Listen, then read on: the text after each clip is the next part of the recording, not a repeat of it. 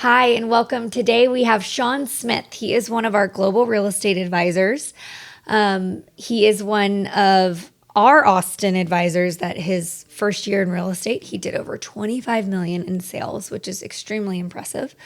But he's also one of my only advisors, I have maybe one or two other ones, that is part of an Engel Volkers office in Lake Tahoe. So you work in two different markets. You work in Austin and Lake Tahoe. So I'm interested to sit down today and talk about what you're seeing in the Lake Tahoe market versus the Austin market, just in terms of maybe buyers, sellers, pricing, if it's kind of an overall sense of similarities, or if it's completely different. Yeah, no, there are a lot of similarities, but overall it's drastically different. And one thing that I was not expecting when I got licensed out in Nevada is to also be working in Reno, which is actually just a totally different MLS. I use the same broker, but just the way my business snowballed out there, I ended up being more busy in Reno the past few months, and that's been more of a change than really anything because I didn't really have a lot of knowledge at the time. Right. And so the whole experience has, forced me to learn quickly, which is good for me. But you grew up in Lake Tahoe or around Lake Tahoe. Tell me a little bit about why you're selling in Lake Tahoe and I guess the Nevada area. So, well, I grew up in Dallas-Fort Worth area. I've always had, like, my grandparents always lived out in Lake Tahoe. Okay, that's right. Yeah. I knew there was family. Okay. And then I have, extended family out in the Bay Area and everything. And growing up, Lake Tahoe was always kind of the central meeting point for everyone on my mom's side of the family. And we'd go up there and ski every year and then go up in the summer. And then, in college, I'd go up and work there during my summers. And So then, you're very familiar yeah, with it. Yeah. and it's such a small town. And being that I have family there, my parents live there now. I worked, camps, like as a counselor there growing up. I feel like I am part of the community there. Yeah. More so now. Yeah. But I've always felt like at home there. Yeah. So when I got into real estate, one of my goals, and one of the reasons why I picked Engel and Volkers is because they have a reputation out there, and I knew that eventually I'd want to be dual licensed. Right. So it just kind of came up quicker than I anticipated. Well, and that's one of the benefits, of course, of being part of a global brand is that, and really I think uniquely with Engel and Volkers is we really are kind of one network. So we always tell our agents like Engel and Volkers is the platform for them to stand on, right? But it is so cool that you can do business in two different markets with the same brand, right? Clearly they're all independently owned and operated, but with the same brand, which you probably feel like you get the same level of, that same high-end level of quality and whatnot. So tell me, what are you seeing in like Lake Tahoe? Are you seeing are people pricing it at what it's priced and they're selling within 30 days or what are you seeing? It really is interesting because the town that I focus on, Incline Village, is so small. And right before coming and doing this podcast, I was looking at the MLS and there's only 80 active homes in that market, not of all price ranges. And it's been hovering around 80 for the past 3 months or so. So it's a small market. There's not a lot of realtors. Everyone knows everyone there. It is a little slow right now, and since it is kind of a touristy area, of course it's a ski town. You kind of feel like you're in a rush to get stuff sold before the summer ends. It's kind of the selling season because that's what usually when people are coming up to town to look at homes. But it's pretty slow. I think in around July and June, it's really fast, and everyone has the idea that if it's priced correctly, it's going to sell within 2-3 weeks. But just like everywhere else, it's kind of stagnant right now. Right. How about Reno? Was Reno a little bit more fast paced? Reno is very fast paced. At least the area where I've been working, which is kind of south of Reno, which is, from what I found out, it's like a very sought after where everyone wants to be. So I've sold 4 homes in Reno the past few months, 3 of them being all in the same kind of neighborhood, a lot of like first time home buyers and investment properties, just hovering from like 400 to 600K. And those sold quick. Yeah. 2 of them before I could even really get them on the market. Those are selling above ask price, and that's, a pleasant surprise to see that kind of Yeah. activity, Yeah.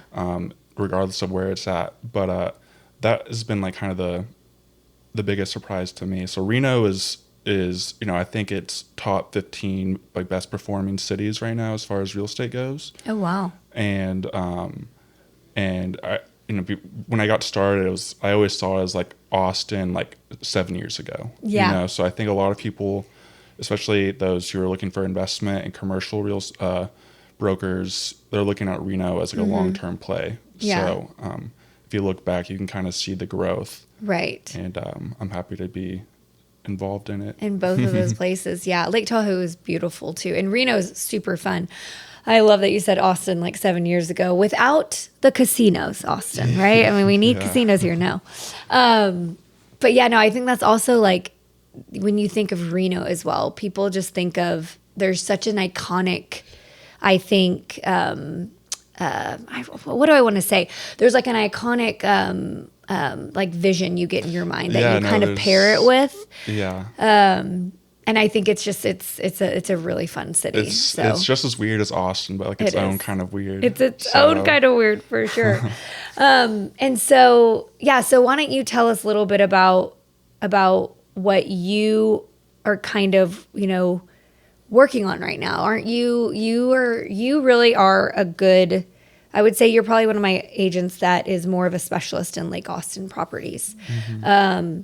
So why don't you tell us a little bit of what you're seeing here in Austin, specifically, I guess we could say with Lake Austin, because we've always said Lake Austin is one of the places in Austin that holds its value because of the location of it being on, a constant level lake versus Lake Travis. But what are you kind of seeing with that Lake Austin market right now? I mean, since I've started, that first year, as you mentioned, I did, around 25 million, and that's purely because I was fortunate enough to get a listing on Lake Austin. And at that time, the market was crazy. And it wasn't an easy sale by any means, but there was a lot of people looking to buy on the lake and willing to pay that premium to be on the water. Whereas now, people aren't so, open to be paying that premium to be on the water. And there hasn't really been a lot of movement. Yeah. Of course, there's been maybe some off-market trades and some, listings, under 10 million here and there. But overall, that market has been at a standstill. And, construction's still, price to build is still very high. I do think, as well as a lot of my clients in the water, think it is going to make a little bit of a comeback this upcoming year. But overall, it's I haven't been putting a ton of focus on, pushing people, of course, to say, now's the time to sell, because it's really not. It's probably it's time to buy. It's the time to buy for sure. Yeah. And, of course, people still think it's still too high, but, I think come after this election period and there's just not as, unpredictability in the market, until that's kind of wrapped up, it's probably going to be at the same plateau that we've been on for the next few months. Well, and I think something that's is important to know about you is, like you said, your first year you did do over 25 million because you were fortunate enough to immerse yourself though and get extremely knowledgeable about Lake Austin, because it is super important that you can't, not every property is the same. So you selling a 1 to 4 family residential home in a neighborhood with a HOA and, community pool is very different than selling a home on Lake Austin. So it's important that you know what you're doing. And I think that's something that a lot of people need to understand. You need to work with someone who knows, when you're buying a property on the water, all the ins and outs of what that property is on Lake Austin compared to whether it's, if there's, an ETJ, talking about, the different water districts, if it's well water, if it's a septic, all of these things. Do you get, water, are you watering from the lake? There's so many different things you need to know when you're selling a property on Lake Austin. Yeah. On Lake Austin, I feel like what really helped me was staying on track of all the data. because it is a much more personal transaction, I feel like, than Yeah. selling a normal house around Austin, because everyone on Lake Austin, I feel like, knows each other. They're all so curious of all the off-market trades. So many transactions are done privately.